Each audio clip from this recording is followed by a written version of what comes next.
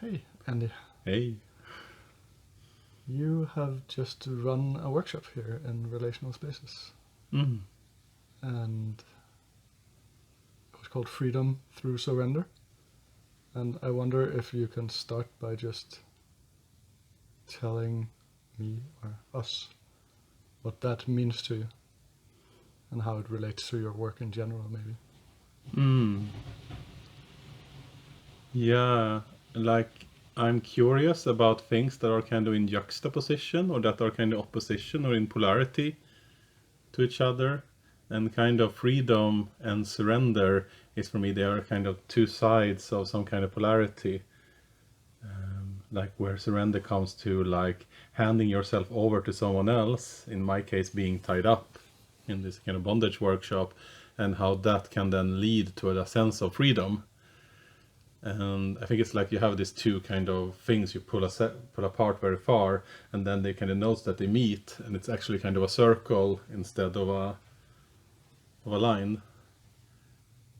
So for me, it's in like my line of work. It's I teach in a lot of different spaces, like in tantra spaces, in BDSM spaces, in like this. There's more like a relational space, and so like during the weekend, I've really been focusing on like how can you relate differently to people if you dare to surrender to them or let go into them and trust them. Yeah. So, how can you do that? I think by practicing, like practicing, because I think the limitation of thinking that that's to give yourself to someone else, to give your control to someone else, that is kind of not freedom. I think that is like a construct we have in our mind in somehow. So then by being in this connection with another person and practicing letting go and practicing trusting another person and following them, I think then you get to experience freedom through the body. Yeah. Yeah, I'm thinking of like the way I relate to this in my world is something like freedom and discipline also seems to be Aha. opposite, and where something I'm thinking about these days is how my discipline in sticking with a practice, for example, seems to be creating more freedom in my life. So does seem to be some kind of mm, connection between having discipline in my life and feeling more free. Mm. Yeah, I think also like with the bondage, it's almost like you kind of outsource the discipline to someone else, because you take these two different roles that exist kind of in polar to each other, like the one tying and the one being tied, and then you kind of outsource your discipline, and then you kind of can let go and don't have to deal with it yourself. I think this is on a very like on the surface, it's pretty much like the first offering or the first like value that people that come into the bondage scene experience, like, oh, so nice, I don't have to be in control anymore, someone else will take care of me. Mm. And I think that's something that many people long for in like a society that is very high paced, and where we're supposed to take a lot of responsibility for everything all the time. So like being allowed to hand that over to someone else, I think is like a, yeah, that is like on the surface, like that's a great offer. A lot Mm. of people want to do that. No one understands why would I want to tie another person, because then you're gonna just get more responsibility, and most people want to have less responsibility, Mm. yeah, less control.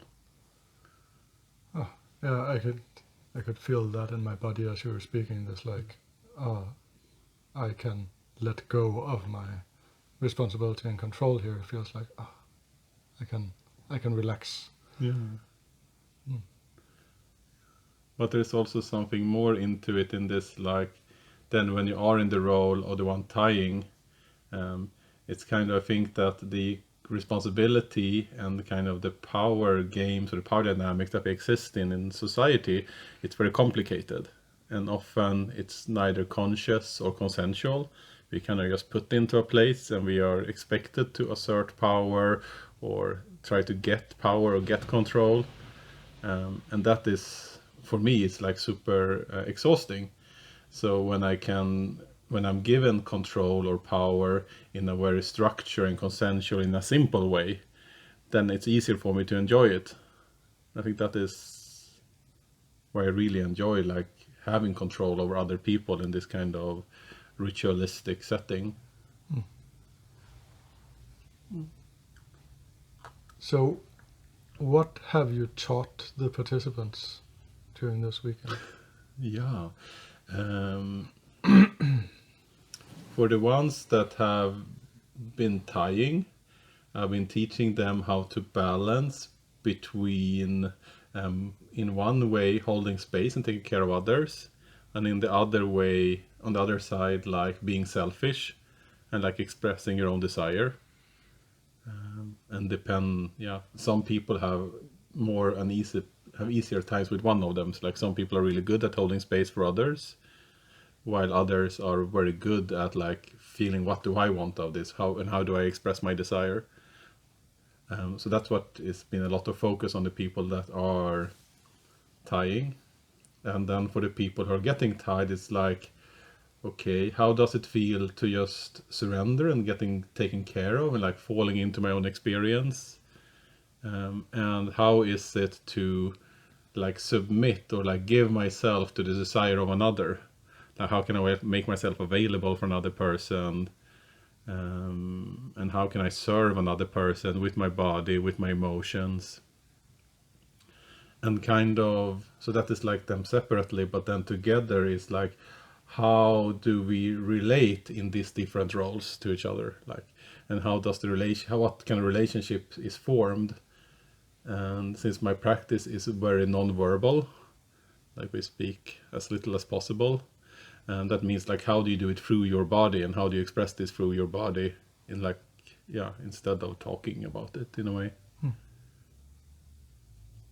How do you do it through your body? I think it's like a lot of about listening and not doing so much, and like learning how to listen to the other person's body and to your own desire. Like I think it's about moving your awareness from yourself, what's going on in me right now, what's going on in my partner or the person, and like in how we relate, but then also what goes on in the surrounding around me. Because for me this is like the most sweet spot is when we are doing this as a group together, and it's like that this activity is shared in a room. There's just not just one person doing it or two people doing it, like we're actually doing this together as a tribe or something like this, because for some reason it seems to me like that amplifies the experience, and it creates this like feeling of belonging, and yeah, and also in a way that there is so many emotions that goes through the room, and I can kind of see then that like, okay, there is someone feeling like happy and laughing over there, someone is horny here, someone is sad here, someone is in deep philosophy mode over here, and I can see that these emotions, they are kind of like currents moving around in the space, and they kind of, everyone has them at some time. And I think that it's like a really caring way of relating, that like all emotions are welcome, and that I see the way that I felt right now, I see someone else feels it half an hour later. For me it makes it very safe to be in that space, because I have experienced the emotions that others are experiencing right now. So if someone starts to cry, I will not get scared of this because I was crying half an hour ago.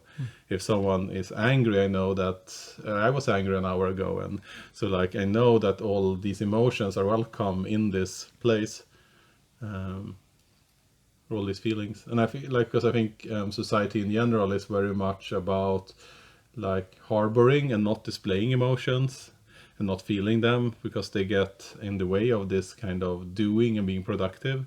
So like having a space where we all can feel together and share our emotions at the same time. Yeah. That is just like meaningful to me to create that and share it with others. Yeah. And also, like, yeah, what resonates in me when you talk about that is like the not having to deal with or do anything about the emotions. Mm-hmm. At least that's what I enjoy in many of the spaces that are created down here. It's like, oh, there's emotions now, Mm. and that is what's happening. Mm. But it doesn't mean that anyone has to do anything differently or like take care of you in a particular way because you're sad. It's like, yeah, you're sad now. Mm. And it's more like the acceptance of that seems to be the important. Yeah, and also like I usually think about it like that, like when I encounter hardship in some way, it's almost like I have 2 or 3 different ways to go. Either I can go towards sadness, and that is almost like mourning, that I can't mourning the situation, and like I'm sad that it ended up this way. And it has a lot to do with forgiveness for me, like forgiving myself, forgiving the other, forgiving the universe for like putting me in this position. And I think that is a very beautiful process to be in that. Um, and then like the other way of for me like to deal with hardship is through like aggression or anger, and that is kind of the drive trying to change something or wanting to change something. And that's also really beautiful. Like I experience something that I don't like, and then I make an active effort to like change it and do something else with it. And I think that sometimes when none of these are available to me, then I go into this kind of freeze mode, and I go into despair, and like life is hopeless. And that is what I kind of I don't want to be there. That's like the worst for me in a way. So like learning how to oscillate between sadness and anger, I think is really like super helpful. So in a way, on like an archetypical level in this bondage practice, you could say that tying someone could almost be an aggression or an expression of aggression, because you're trying to change something, you're trying to achieve something, you're trying to do something with other person, while being sad or being tied is like more this expression of accepting what's happening and maybe mourning it, or like, so it's a kind of that you get both this way of dealing with life. I think this is it's not super clear to me like if these are the only emotions involved, or if this is like some kind of deeper relationship or like some kind of polarity or something, like 2 emotions that kind of work together. Because then like often of course like some people are happy and they just laugh, and some people are just silly, so there's like a lot of other emotions going around at the same time. But like this kind of these 2 in relationship to each other seems to me to be very central somehow. It reminds me of, I don't remember exactly how it goes, but there's like, well, there's a problem facing you, and it's like, can you change the problem? Or like, can you do something to change it? Well, then do that. Are you not able to change it? Well, then you probably need to accept that. It's just as it is.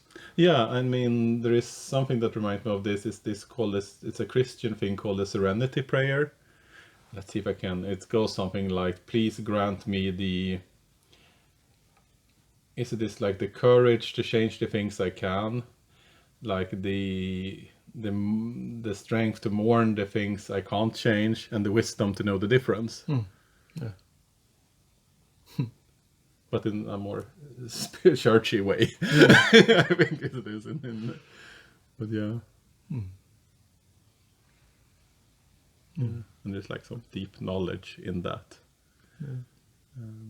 So being able to like practice that, I think, is so valuable, like through the body.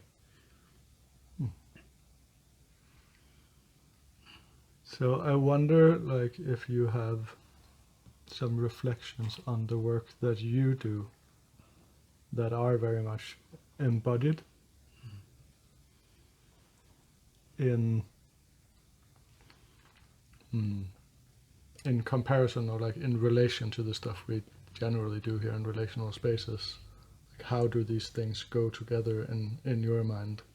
Like, what is the, if there is like the commonalities? Yeah. I mean, I think the biggest commonality is like the relating. Like bondage, there is always, almost always two people doing it, and there almost always is in some kind of relationship. They need to relate to each other. So it is a form of relating that kind of is, that is like intimate in many way, and also very vulnerable, and it like holds space for all these different emotions that we've been talking about. And I think that you're trying to achieve a similar thing in this space, to like relate and have space for all these different emotions in a way. But like often when I've done like for circling, for example, there's often like, okay, feel in your body what is the feeling right now and put words on it and express it. It's like you don't have to do this in my practice, because you are with your body and your emotions all the time, and they are quite strong, because it's, yeah, I don't want to use valuing words, but it's like a very powerful modality in a way. So there's like, you turn up the volume on the emotions a lot.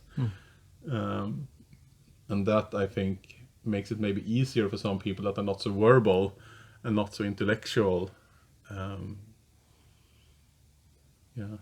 to have this experience, and kind of to learn it into your muscle memory rather than intellectualizing it.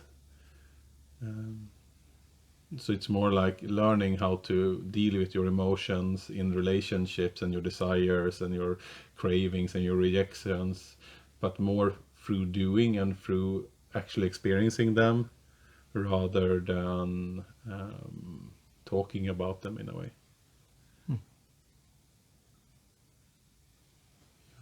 I'm thinking about like, when is it, or when and how, like the different way to kind of relate to your experience, if it is like more like through dance or contact improv or rope, that is like this embodied way, or more from this kind of reflective, meditative way. Yeah. But I don't know there's a difference there definitely, but I can't really say like, yeah, one way or the other way, or like anything like this.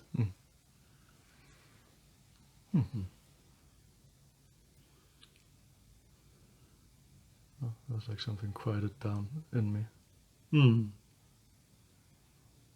Yeah, I'm wondering. Yeah, I noticed like after holding space, I'm often like in this where should we go next mood.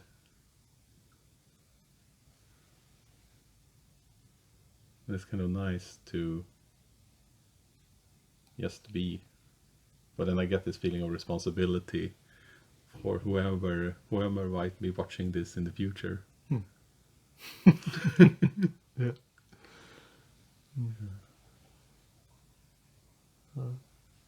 Is there anything you would like to say as like an ending note on this?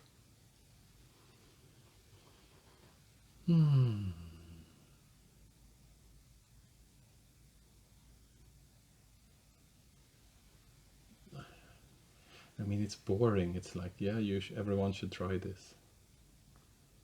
And yeah, so, but I mean, I think everyone should, like, I mean, I think it's rare with spaces where you get to practice being with your emotions. Maybe like this.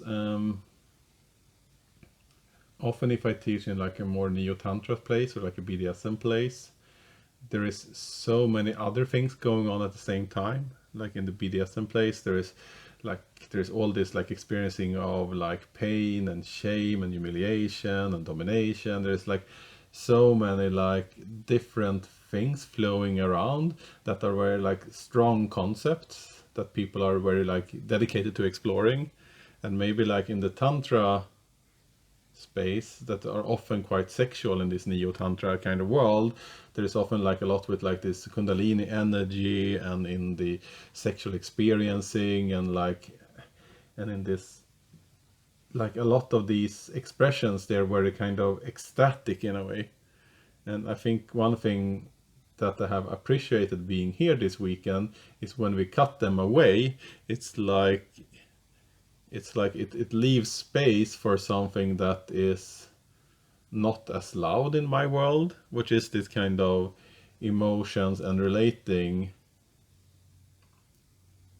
And that is kind of precious in a way, that there is this kind of minimalistic practice. It's funny to say it now, because when we talked about it before, oh, there's anger and sadness, they don't sound like minimalistic things, but in comparison to all this kind of, the idea of like tuning up the volume all the time, within Tantra and BDSM, where I'm normally like more active, it's kind of interesting to like remove those and only listen to the things that is there when that is gone. Because in this kind of more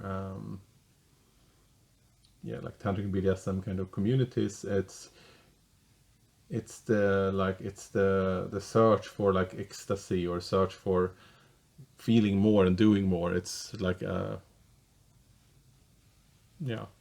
it's like a very looking for strong experiences, and maybe tuning those down, to listen to what is there always, maybe, which is like just your basic emotions, your basic relating. It's something precious in that. Yeah, nice. I like the call for the subtlety and like the allowing is what I hear. Yeah, I mean, for me, I think it's a quality that I see around you as a person very much, in a way. And why I was curious to come here and teach and see like who would come if you make the call, who would come then.